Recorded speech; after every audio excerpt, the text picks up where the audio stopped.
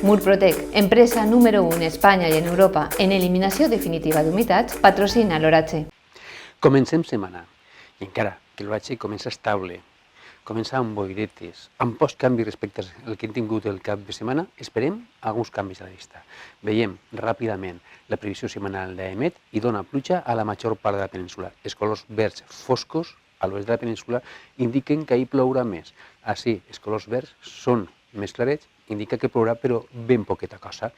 I tenim temperatures que continuen marcant valors alts per l'època, perquè pràcticament tota la península, i sobretot el nord de la península, els colors són taronja. I els més foscos, al nord de la península, sí, a la Comunitat Valenciana, temperatures que per anys seran fresquetes, però encara es mantindran valors suaus que hem tingut durant el cap de setmana.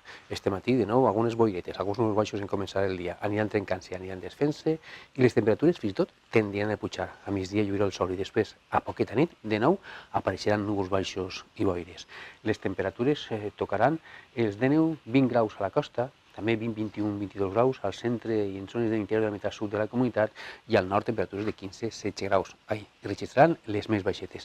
Demà dimarts, més núvols, això farà que les temperatures nocturnes puguen pujar lleugerament i baixaran les diurnes o es mantindran sense apenes variacions. La presència de núvols farà que en aquelles zones on el cel estiga més cobert, l'ambient siga més fresquet.